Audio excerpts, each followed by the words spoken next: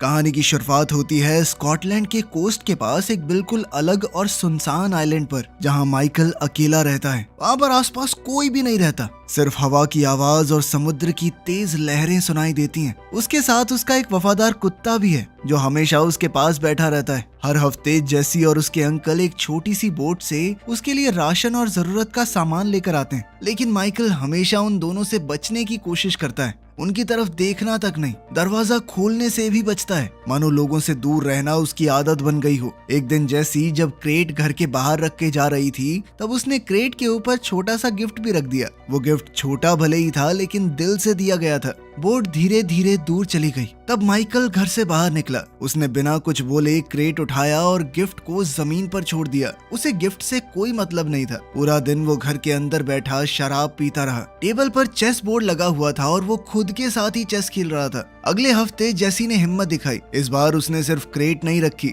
बल्कि दरवाजे पर नॉक भी किया। माइकल ने गुस्से में दरवाजा खोला, क्रेट को पकड़ा और तुरंत दरवाजा बंद करने लगा, लेकिन जेसी ने अपना पैर दरवाजे के बीच में अड़ा दिया। उसने फिर से वो तोहफा उसकी तरफ बढ़ाया और पूछा कि आप कभी हेलो क्यों नहीं बोलते? आप हमेशा हमसे दूर क्यों रहते हो? माइकल ने कोई जवाब नहीं दिया। उसने जेसी के पैर को जोर से हटाकर दरवाजा बंद कर दिया। जेसी ने जोर से कहा कि मैं तुमसे डरती नहीं हूँ। फिर वो वापस बोट की तरफ चली गई। गिफ्ट फिर से दरवाजे पर ही पड़ा रह गया। बोट पर उसके अंकल को मौसम का अलर्ट मिला। तेज तूफान आने वाला था। आसमान धीरे धीरे काला होने लगा। हवा तेज चलने लगी। समुद्र की लहरें अब बहुत ज्यादा खतरनाक हो गई थी। जेसी बड़ी मुश्किल से अपनी छोटी सी बोट में चढ़ी और उसे चलाने लगी, लेकिन लहरें इतनी तेज थी कि उसका चप्पू पानी में गिर गया। उसके अंकल ने चप्पू को पकड़ने की कोशिश की, लेकिन लहरों की वजह से उनकी बोट भी पूरी उलट गई। आइलैंड पर कुत्ता खिड़की के पास खड़ा होकर रोने जैसी आवाजें निकालने लगा। तब माइकल का ध्यान बाहर गया। उसने देखा कि समुद्र में कुछ गलत हो रहा है। वो तुरंत बाहर दौड़ा। भागते वक्त उसने गलती से गिफ्ट को लात मार दी।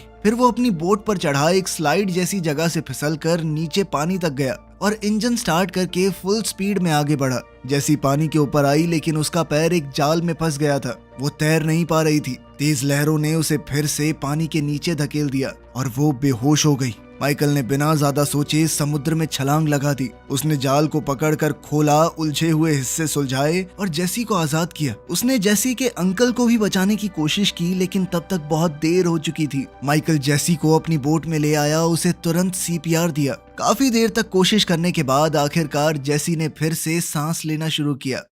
शाम को जेसी माइकल के बेड पर होश में आई। उसने आंखें खोलते ही अपने अंकल के बारे में पूछा। माइकल ने धीरे से सच बताया। ये सुनते ही जेसी रो पड़ी। पूरा दिन वो बेड पर ही लेटी रही। माइकल चुपचाप काउच पर सो गया। सुबह माइकल ने उसका एंकल चेक किया। वो सूजा हुआ था और जाल की वजह से कट भी पड़ गया था। जेसी ने पूछा कि तुमने पुलिस को कॉल क्यों नहीं किया? क्या किसी को पता भी है मैं यहाँ पर हूँ? माइकल ने बस इतना कहा कि आराम करो। जब माइकल पानी लेने गया, जेसी अचानक गुस्से में बोली कि मुझे इस आइलैंड से वापस अपने घर जाना है। उसने बताया कि मेरा परिवार मुझे ढूंढ रहा होगा, लेकिन माइकल जानता था कि लड़की की माँ मर चुकी है और उसका बाप तो उससे कभी मिला ही नहीं, तो कोई परिवार नहीं है तुम्हारा। माइकल बाहर गया तो जेसी ने बेड छोड़ा और उसके डेस्क में कुछ ढूंढने लगी। उसे वहाँ पर एक चाकू मिला। माइकल के कदमों की आवाज सुनकर वो जल्दी से बेड पर वापस आई और चाकू को पिल्लो के नीचे छुपा दिया। रात को जेसी को एक बुरा सपना आया। वो डरावनी आवाजें निकालने लगी। माइकल ने उसे चेक करने की कोशिश की और जैसे ही उसने जेसी को छुआ, वो झट से उठ गई और चाकू उसकी तरफ कर दिया। माइकल ने शांति से कहा कि सिर्फ सपना था। फिर उसने उसे सिखाया कि चाकू को कैसे सही तरीके से पकड़ते हैं और इस्तेमाल कैसे करते हैं उसका। दिन बीतने लगे। माइकल उसका ख्याल रखता रहा। उसे बाथरूम तक उठाकर ले गया, खाना बनाया, दवाई दी और उसके घाव साफ किए। धीरे धीरे जेसी बाहर चलने लगी और कुत्ते के साथ वक्त बिताने लगी। माइकल को ये देखकर अच्छा लगा। एक दोपहर जेसी ने पूछा कि वो उसके अंकल को कैसे जानता था। माइकल ने बताया कि हम दोनों फौज में एक साथ काम करते थे। जेसी को एहसास हुआ कि वो तो अपने सामने खड़े आदमी का नाम तक नहीं जानती और माइकल ने भी अपना नाम बताने से मना कर दिया। फिर जेसी ने कुत्ते का नाम पूछा, लेकिन माइकल ने कहा कि उसका भी कोई नाम नहीं है, तो जेसी ने कुत्ते का नाम जैक रख दिया। जेसी ने चेस बोर्ड देखा और कहा कि तुम आसानी से हार जाओगे, हाथी गलत जगह पे है। खैर माइकल ने ज्यादा ध्यान न देते हुए लड़की के पैर को फिर से देखा। पैर में इन्फेक्शन हो गया था, लेकिन उसने लड़की को हॉस्पिटल ले जाने से मना किया और कहा कि जरूरत की चीजें मैं खुद लेकर आऊंगा। अब माइकल बोट से मेनलैंड गया।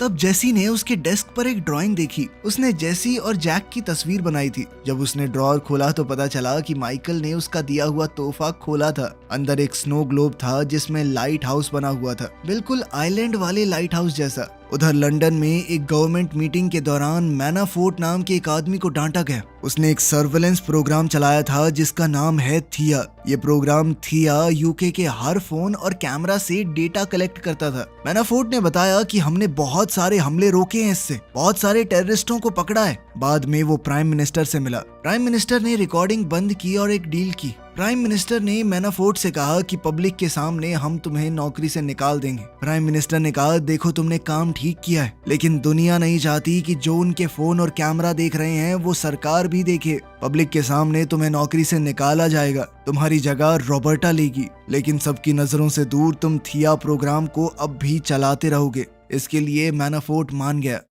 उधर स्कॉटलैंड में माइकल एक फार्मेसी गया और कैमरास से बचने की पूरी कोशिश की। फिर वो कपड़ों के स्टोर में गया और जल्दी से बहुत सारे कपड़े उठा लिए ताकि वो कैमरा में न दिख जाए। बाहर निकलते वक्त कुछ लड़कियां सेल्फी ले रही थी और कैमरा में उसकी फोटो आ गई। ये फोटो जैसे ही थिया डेटाबेस में गई, अलर्ट जारी हो गया। उसे एक बेहद खतरनाक टेररिस्ट के रूप में मार्क कर दिया गया। रॉबर्टा ने तुरंत एक असॉल्ट टीम भेज दी। आइलैंड पर वापस जाकर माइकल ने जेसी के एंकल पर सही से पट्टियां बांधी, उसे कुछ दवाइयां दी और मिठाइयां भी। उसे कुछ कपड़े भी दिए जो बिल्कुल सही फिट आ गए। रात को खाना खाते वक्त माइकल ने बाहर एक आवाज सुनी। जब उसने दूरबीन से देखा तो एक बोट आइलैंड की तरफ आ रही थी। माइकल ने जेसी से कहा कि जल्दी से बाथरूम में खुद को बंद कर लो और आवाज मत करना, जिसके बाद जेसी चाकू लेकर बाथरूम में गई। माइकल भी एक ब्लेड लेकर बाहर गया। सोल्जर्स बोट से उतरकर घर की तरफ आए तो माइकल ने एक रस्सी काट दी। एक बड़ा सा पत्थर पहाड़ी से नीचे गिरा। अचानक एक नेट भी एक्टिवेट हो गया जिसने एक फौजी को पकड़ा और पानी में घसीट लिया। फिर माइकल ने एक बहुत तेज लाइट ऑन कर दी। फौजियों ने नाइट विजन गॉगल्स पहने हुए थे तो वो थोड़ी देर के लिए अंधे हो गए। उन्होंने अपनी आंखों से वो नाइट विजन गॉगल्स हटाए और गोलियां चलाई माइकल को भागता देखकर। एक फौजी उसका पीछा करता हुआ पहाड़ी पर चढ़ा। माइकल ने पीछे से लालटेन तोड़कर उसके सर पर दे मारी और फ्लेयर गन से गोली चलाकर उसके शरीर में आग लगा दी। दूसरा फौजी ऊपर आया तो माइकल ने चाकू से उस पर वार करके उसे नीचे धकेल दिया। इसी बीच एक और फौजी घर के अंदर घुसा और जैक ने तुरंत उस पर झपट कर जोरदार हमला कर दिया। थोड़ी देर की जद्दोजहद के बाद फौजी ने जैक को गोली मार दी और वो मौके पर ही मर गया। सब कुछ एक पल में खत्म हो गया। फिर वो बाथरूम के दरवाजे पर आया और जोर से लात मारकर दरवाजा तोड़ दिया। उसने आसानी से जेसी के हाथ से चाकू भी छीन लिया। उसने जेसी के दोनों हाथ पकड़े और जबरदस्ती उसे उठाकर बाहर ले गया। गैराज के अंदर एक और फौजी माइकल को ढूंढने लगा। वो इधर उधर देख रहा था, अंधेरे में टॉर्च घुमा रहा था। माइकल छुप कर खड़ा था और जैसे ही फौजी आगे बढ़ा, माइकल ने एक और ट्रैप को एक्टिवेट कर दिया। ऊपर से एक बड़ा लोहे का हुक तेज रफ्तार से आया और सोल्जर के शरीर को चीर कर निकल गया। वो आदमी दर्द से चीखता हुआ हवा में लटक गया। माइकल ने रस्सी को कस के बांध दिया ताकि वो लटका रहे। फिर माइकल तुरंत साइड से अंधेरे में छुप गया। थोड़ी देर बाद एक नया सोल्जर वहां पर पहुंचा। माइकल बिना वक्त गवाए उस पर कूद पड़ा। उसने उसका हथियार छीन लिया और दोनों के बीच हाथापाई शुरू हो गई। माइकल ने उस सोल्जर को 3 बार चाकू मारा, लेकिन फिर भी वो लड़ता रहा। वो बहुत ताकतवर था। आखिरकार माइकल ने पास में पड़ा हुआ एक चप्पू उठाया और उसके सर पर जोर से मारा, जिसके बाद वो फौजी लड़खड़ा कर नीचे गिर गया। माइकल ने चप्पू उसकी गर्दन पर जोर से दबा दिया जब तक उसकी सांस रुक नहीं गई। तभी अचानक से माइकल को जेसी की तेज चीख सुनाई दी। उसकी आवाज दर्द और डर से भरी हुई थी। माइकल ने तुरंत मरे हुए सोल्जर की गन उठाई और भागते हुए बाहर आया। उसने किडनैपर के पैरों पर गोली मारी ताकि वो गिर जाए। गोली लगते ही वो आदमी गिर गया। जेसी साइड में हट गई। अब माइकल को क्लियर शॉट मिला तो उसने आखिरी फौजी को भी खत्म कर दिया। नजदीक से देखने पर माइकल को पता चला कि एक फौजी के कपड़ों पर छोटा कैमरा लगा हुआ है। वो सब कुछ रिकॉर्ड कर रहा था। माइकल ने उसका पूरा इक्विपमेंट उठाया, फिर जेसी से कहा कि थोड़ी देर रुकना। माइकल घर के अंदर गया। वहाँ उसने जैक को जमीन पर पड़ा देखा। जैक बिल्कुल शांत था। माइकल उसके पास बैठा, उसके सर पर हाथ रखा और धीरे से माफी मांगी। मैं तुम्हें बचा नहीं पाया, उसके लिए सॉरी। फिर उसने किसी को फोन किया और धीरे से कहा कि मैं आ रहा हूँ और मेरे पास बैगेज है। कॉल खत्म होते ही उसने फोन की बैटरी निकाल दी ताकि कोई सिग्नल को ट्रेस न कर सके। फिर माइकल और जेसी सोल्जर की बोट पर बैठे और आइलैंड को छोड़ दिया। समुद्र में घप अंधेरा था, लेकिन दोनों वहां से निकल गए। कुछ ही वक्त में रॉबर्टा को पता चला कि उसकी टीम हार गई है। उसने तुरंत एक स्पेशल एजेंट को भेजने का ऑर्डर दिया। साथ ही अपनी टीम से कहा कि जेसी का बैकग्राउंड निकालो, पता करो वो कौन है। सुबह तक माइकल और जेसी स्कॉटलैंड पहुंच गए थे। जेसी ने देखा कि माइकल के कपड़ों पर खून लगा है और उसका जख्म खुल गया था। वो बोली कि तुम्हारा खून बह रहा है। माइकल ने शांत आवाज में कहा कि मैं ठीक हूँ, चिंता मत करो। दोनों शहर के बीच में चुपचाप घूमने लगे। उन्होंने कैमरा से बचने की कोशिश की और आखिरकार उन्हें गाड़ी दिखी जो इस्तेमाल की जा सकती है, लेकिन किसी और की गाड़ी है, चाबी तो नहीं है उनके पास। अब माइकल ने जेसी को बंदूक चलाना सिखाया। उसने कहा कि गार्ड बन के खड़ी रहना और ध्यान रखना। फिर वो सामने वाले घर के अंदर घुस गया। अंदर जाकर वो कार की चाबी ढूंढने लगा। तब एक छोटे बच्चे ने उसे देख लिया और डर गया। अचानक घर का मालिक दरवाजे पर आया और माइकल पर बंदूक तान दी। हालात खराब हो गए, लेकिन पीछे से जेसी ने हिम्मत दिखाई। उसने उस आदमी को मजबूर किया कि माइकल के घाव का इलाज करे। इसी बीच रॉबर्टा की टीम का एक टेक्नीशियन बोला कि जो टेररिस्ट प्रोफाइल पहले दिखा था वो नकली है। किसी ने सिस्टम के अंदर ये प्रोग्राम किया था कि एक खास चेहरा कैमरे पर आए तो अलर्ट दिखे। कोड खुद ब खुद डिलीट हो जाता है। जब उसे कुछ गड़बड़ लगी तो टेक्नीशियन ने थोड़ी छानबीन की। अब स्क्रीन पर माइकल की असली प्रोफाइल आई। लिखा था कि वो तो एक लड़ाई में मारा गया। रॉबर्टा ने कहा कि कोई हमें अपने ही लोगों को मारने पर मजबूर कर रहा है। टेक्नीशियन ने उसकी मिशन फाइल खोलने की कोशिश की, लेकिन कंप्यूटर ने मैसेज दिया कि ये फाइल मौजूद ही नहीं है। तभी सिस्टम ने स्कॉटलैंड से 911 का एक कॉल पिक किया। एक लड़का रो रहा था, ये कहते हुए कि उसके पापा को एक आदमी और लड़की ने पकड़ लिया है। रॉबर्टा ने तुरंत नई टीम भेजी और साथ में पहले वाले एजेंट को भी भेजा। उधर मैनाफोर्ट अपने सॉफ्टवेयर से सब कुछ देख रहा था। उसने रिकॉर्डिंग चेक की और शॉक हो गया कि माइकल जिंदा है। जब उसने सुना कि रॉबर्टा एक खास एजेंट को भेज रही है, उसने उस एजेंट को पहले कांटेक्ट किया और कहा कि ये ब्लैक ऑपरेशन है, तुम सिर्फ मुझे रिपोर्ट करोगे। एजेंट वर्कमैन पहले से उसका वफादार है तो वो तुरंत मान गया। मैनाफोर्ट ने ऑर्डर दिया कि माइकल और जेसी दोनों को मार दो। घर के मालिक ने माइकल के घाव को बंद किया। वो वहां से निकलना चाहता था, लेकिन पुलिस ने बिल्डिंग को घेर लिया। ओनर के बेटे ने मान लिया कि मैंने ही पुलिस को फोन किया था। पुलिस को ऑर्डर था कि वो हमला ना करे, लेकिन जैसे ही ओनर दरवाजा खोलने भागा, वॉकमैन ने सीधा उसके सर में गोली दाग दी। माइकल ने सही वक्त पर लड़के को रोक लिया, वरना वो भी मारा जाता। वर्कमैन ने पुलिस की गाड़ियों पर लगातार गोलियां चलाकर उन्हें तोड़ दिया। वहीं माइकल और जेसी पीछे के दरवाजे से भागने लगे, लेकिन तभी दो पुलिस वाले सामने आ गए। माइकल अकेला दोनों से भिड़ गया और कुछ ही सेकंडों में दोनों को बेहोश कर दिया। तीसरा पुलिस वाला बाहर आया तो माइकल ने सीधा एक मुक्का मार के उसे भी गिरा दिया। उसने पुलिस वाले के हथियार भी उठा लिए। बाकी पुलिस वाले जब रोकने के लिए आए तो माइकल ने पेपर स्प्रे और टेजर से सबको गिरा दिया। आखिरी पुलिस वाले ने तो लड़ने की कोशिश भी नहीं की। माइकल ने उससे सीधा चाबी ले ली।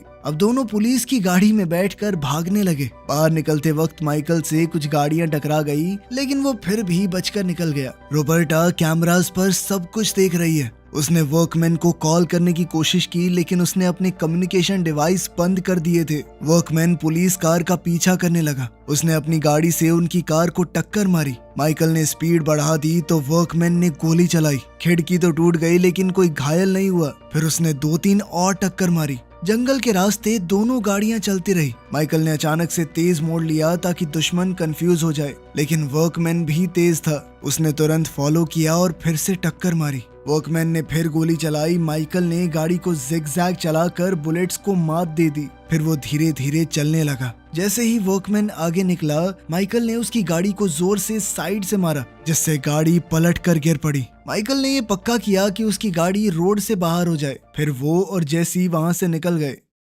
कुछ मीलों बाद उन्हें एक कंस्ट्रक्शन साइट मिला। माइकल ने कहा कि अब गाड़ी बदलनी पड़ेगी। उधर जंगल में वर्कमैन अभी भी जिंदा है। वो धीरे धीरे रोड पर चलने लगा। तब एक पुलिस कार और एक आम आदमी की गाड़ी ने रोड ब्लॉक कर दिया। वर्कमैन ने तुरंत पुलिस ऑफिसर को गोली मारी और सिविलियन को मजबूर किया कि गाड़ी दे दे। ऑफिस में रॉबर्टा ने मैनाफोर्ट को कॉल किया और पूछा कि क्या तुम माइकल को जानते हो। मैनाफोर्ट ने बताया कि सालों पहले उसने एक सीक्रेट प्रोग्राम चलाया था जिसका नाम था ब्लैक काइट्स। ये बेहद खतरनाक एजेंट्स थे जो सीक्रेट मिशन करते थे बिना किसी गवर्नमेंट रिकॉर्ड के। माइकल उन्हीं एजेंट्स में से एक है और बहुत ज्यादा टैलेंटेड भी। एक दिन उसे एक दूसरे देश में इंटेलिजेंस ऑफिसर को मारने भेजा गया, लेकिन उसने अपनी रिपोर्ट झूठी लिखी और गायब हो गया। मैनाफोर्ट को शक था कि शायद माइकल दुश्मनों के साथ मिल गया था। उसने रॉबर्टा से कहा कि अपनी पूरी ताकत इस्तेमाल करो उसे रोकने के लिए। बाद में रॉबर्टा ने टेक्नीशियन से ब्लैक काइट सिस्टम को हैक करवाया। फाइलें खुलने लगी। उसने देखा कि माइकल ने एक ईरानियन साइंटिस्ट को भागने में मदद की थी। साइंटिस्ट ने उन्हें न्यूक्लियर प्रोग्राम की सारी जानकारी दे दी। ऑर्डर ये था कि उसे मार दो, लेकिन माइकल ने अपनी बात से फिरना सही नहीं समझा। जब रॉबर्टा फाइल्स पढ़ रही थी तो मैनाफोर्ट सिक्योरिटी कैमरास से उस पर भी नजर रखे हुए था। सब कुछ और ज्यादा खतरनाक हो गया था। कुछ समय बाद जेसी ने शांत आवाज में माइकल से पूछा कि क्या उसका कोई परिवार है। माइकल ने सीधा जवाब दिया कि नहीं, कोई परिवार नहीं है मेरा। उसने बताया कि मुझे बीवी और बच्चे नहीं चाहिए थे, क्योंकि अगर फैमिली होती तो चीजें और ज्यादा मुश्किलों भरी हो जाती। उसने समझाया कि उसकी जिंदगी पहले ही खतरनाक और उलझी हुई थी, और अगर बीवी और बच्चे होते तो जान का खतरा और बढ़ जाता। जेसी ने थोड़ा दुखी होकर बताया कि मुझे मुश्किलों भरी जिंदगी भी मंजूर होती अगर उसकी माँ और उसका मामा वापस मिल जाते। ये कहते हुए उसकी आंखों में आंसू थे। फिर उसने बैग से एक फोल्ड किया हुआ पेपर निकाला। वो जैक की ड्राइंग थी जो उसने खुद बनाई थी। उसने धीरे से कहा कि जैक तुम्हारा असली परिवार था। थोड़ी देर सफर करने के बाद दोनों अगले शहर पहुंच गए। वहां पहुंचकर दोनों ने अपने सिर झुका लिए और सीधा चलने लगे ताकि सिक्योरिटी कैमरास उनके चेहरे को रिकॉर्ड न कर सकें। वो हर तरफ देखकर चल रहे थे, लेकिन तभी एक कार वहां से गुजरी जिसके अंदर डैश कैम लगा हुआ था और उस कैमरे में उनका चेहरा कैप्चर हो गया। कुछ ही देर में मैनाफोर्ट को उनकी एग्जैक्ट लोकेशन का पता चल गया। मैनाफोर्ट ने वीडियो फुटेज को एडिट किया। उसने वीडियो में से माइकल और जेसी को गायब करवा दिया ताकि कोई भी उन्हें ना देख पाए। फिर उसने उनकी लोकेशन के कोऑर्डिनेट तुरंत वर्कमैन को भेज दिए। माइकल और जेसी एक लोकल चर्च के अंदर गए, जहां माइकल अपने पुराने दोस्त आर्थर से मिला। आर्थर ने बिना सवाल किए उन्हें अपनी कार में बैठाया और जंगल के बीच अपने घर ले गया। घर शहर से दूर पेड़ों के बीच शांत जगह पर था। किचन में जेसी ने कुछ अजीब सी दवाइयां देखी। बॉटल्स और स्ट्रिप्स देखकर उसे लगा कि ये सीरियस बीमारी की दवा है। इधर आर्थर ने माइकल को बताया कि जब वो गवर्नमेंट की जॉब छोड़ रहा था तब उसने थिया सिस्टम बनाने में मदद की थी। उसके पास अभी भी सॉफ्टवेयर की एक कॉपी पड़ी है। जब माइकल गायब हुआ था तो आर्थर ने सिस्टम से उसकी फोटो हटाकर किसी रैंडम आदमी की फोटो लगा दी थी ताकि वो अपने दोस्त को बचा सके, लेकिन बाद में मैनाफोर्ट ने उसे टेररिस्ट ही बना दिया। माइकल ने आर्थर से कहा कि वो जेसी का ख्याल रखे जब तक वो बाहर जाकर लड़ाई खत्म करेगा। आर्थर ने दुखी होकर मना कर दिया। तब जेसी ने बीच में बोल दिया कि आर्थर को कैंसर है। उसे ये इसलिए पता चला क्योंकि आर्थर भी वही दवाई ले रहा है जो उसकी माँ ने मरने से पहले ली थी। जेसी को लगा कि माइकल उसे छोड़ना चाहता है। उसने कहा कि मैं किसी पर बोझ नहीं बनना चाहती, मैं चुपचाप चली जाऊंगी यहाँ से। वहीं आर्थर बताने लगा कि मेरे पास सिर्फ कुछ ही महीने बचे हैं। ये सुनकर माइकल ने एक पुराने ट्रैफिकर का एड्रेस पूछा जिसे वो लोग पहले जानते थे। आर्थर ने मना किया और कहा कि वो आदमी बहुत खतरनाक है, लेकिन माइकल ने कहा कि मेरे पास दूसरा कोई ऑप्शन भी नहीं है। जब वो निकलने वाले थे तो किसी ने दरवाजा खटखटाया। बाहर वर्कमैन खड़ा था। उसने बिना देर किए गोलियां चलानी शुरू कर दी। माइकल तुरंत फर्नीचर के पीछे छुप गया। जैसे ही वर्कमैन कमरे में आया, माइकल ने शेल्फ उसके ऊपर गिरा दी। फिर दोनों में जबरदस्त लड़ाई शुरू हो गई। उन्हें कमरे में जो भी चीज मिली वो एक दूसरे पर हथियार की तरह इस्तेमाल करने लगे। कुर्सी, टेबल, लैंप सब टूट गए। इस धक्का मुक्की में एक बंदूक जमीन पर गिर गई। दोनों बेहतरीन ट्रेंड एजेंट्स थे तो काफी देर तक एक दूसरे से लड़ते रहे। आखिरकार वर्कमैन ने माइकल को हरा कर उसे दबा दिया, लेकिन आखिर में वर्कमैन माइकल के ऊपर हावी होने लगा। जब वो माइकल को मारने ही वाला था तब जेसी ने बंदूक उठाकर उस पर तान दी और रुकने को कहा। वर्कमैन तुरंत उस पर झपटा और बंदूक छीन ली। तब माइकल ने पास में पड़ी हुई नेल गन उठाई और वर्कमैन पर कई बार वार किया। फिर वो जेसी को पकड़कर वहां से भागा। वर्कमैन ने फिर से गोलियां चलानी शुरू कर दी, लेकिन तब तक माइकल और जेसी आर्थर के साथ कार में बैठकर निकल गए। वर्कमैन भागते हुए पीछे गोली चलाता रहा, लेकिन देर हो चुकी थी। मैनाफोर्ट ने उसे मैसेज भेजा और पूछा कि काम खत्म हुआ या नहीं। वर्कमैन ने जवाब दिया कि नहीं। तब मैनाफोर्ट ने अपने असिस्टेंट से कहा कि टीम को तैयार करो। शहर पहुंचकर आर्थर ने माइकल को एक फोन दिया और खुद अलग हो गया। अब माइकल और जेसी अकेले ड्राइव कर रहे थे। जेसी ने कहा कि मुझे अपने साथ अगले आइलैंड पर साथ ले चलो। माइकल ने मना कर दिया और कहा कि मैं चाहता हूं तुम एक बेहतर जिंदगी जियो। उधर रॉबर्टा को टेक्नीशियन ने बताया कि कोई थिया सिस्टम को चुपके से इस्तेमाल कर रहा है। तब उन्होंने ट्रैप तैयार किया। उधर लंदन में माइकल ने जानबूझकर कैमरास को अपना चेहरा रिकॉर्ड करने दिया। वो एक नाइट क्लब में गए तो बाउंसर ने उसे रोका। इस पर माइकल ने उसे तब तक पीटा जब तक उन्हें एंट्री नहीं मिल गई। मैनाफोर्ट ने कैमरा पर उनका चेहरा देखा और लोकेशन ट्रैक करने की कोशिश की, लेकिन वो तुरंत ब्लॉक हो गया। अब रॉबर्टा को समझ आ गया कि मैनाफोर्ट उसके पीछे गेम खेल रहा है। क्लब के अंदर माइकल और जेसी ट्रैफिकर कमल से मिले। माइकल ने कहा कि जेसी के लिए भी एक नई पहचान बनानी है। कमल ने पूछा कि मैं तुम्हारी क्यों मदद करूं? माइकल ने कहा कि देख, मैं भी जानता हूं और तू भी। तूने बहुत सारे लोगों की इन्फॉर्मेशन मैनाफोर्ट को दी है। बहुत सारे दुश्मन है तेरे जो ये जानते नहीं है कि तूने उन्हें पकड़वाया है। अगर मैं पकड़ा गया और ये बात मैंने लीक कर दी तो बहुत गंदा फंसेगा बेटा। फिर माइकल ने कैमरा में अपना चेहरा भी दिखा दिया, इसीलिए एजेंट जल्दी ही क्लब में पहुंचने वाले होंगे। अब कमल के पास उनकी मदद करने के अलावा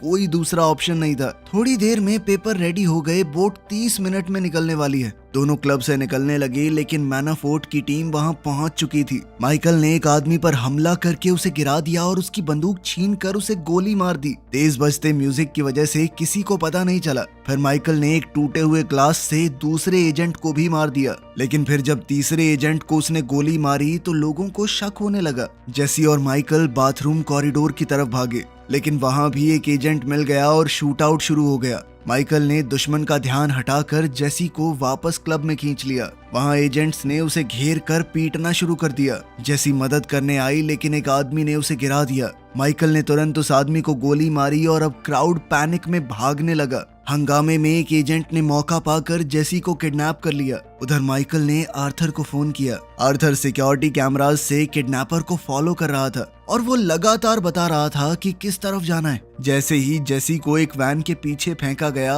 उसी वक्त रॉबर्टा की टीम भी पहुंच गई और रोड को ब्लॉक कर दिया। माइकल को लगा कि वो भी दुश्मन है। उसने कुछ फौजियों को पीटकर रास्ता खोला और भागता रहा। वैन मिलते ही मैनाफोर्ट के एजेंट्स ने उसे घेर लिया। माइकल ने एक एक करके सबको गिरा दिया और जेसी तक पहुंच गया। तभी वर्कमैन वहां आया, लेकिन तब तक दोनों ने एक बाइक चुरा ली और भाग गए। समुद्र के किनारे बने प्लेटफॉर्म पर जेसी रो रही थी। वो माइकल के बिना नहीं जाना चाहती। तभी अचानक गोली की आवाज आई। माइकल ने जेसी को बोट पर धक्का दिया और उसे सेफली वहां से निकाल दिया। इसके बाद माइकल और वर्कमैन ने एक दूसरे पर गोलियां चलाई जब तक गोलियां खत्म नहीं हो गई। फिर दोनों अपने हाथों से लड़ने लगे। पाइप और चेन से अटैक किया। वर्कमैन माइकल का गला घोटने लगा, लेकिन माइकल ने उसे नीचे गिरा दिया और चेन से कई बार मारा। आखिर में उसने चेन को पाइप पर लपेटकर वर्कमैन के सर पर जोरदार वार किए और उसे मार डाला। कुछ समय बाद अपने बड़े घर में मैनाफोर्ट ने खिड़की से बाहर देखा। 2 गार्ड जमीन पर मरे पड़े थे। जब वो मुड़ा तो माइकल कमरे में खड़ा था। दोनों ब्लैक काइट प्रोजेक्ट पर बहस करने लगे।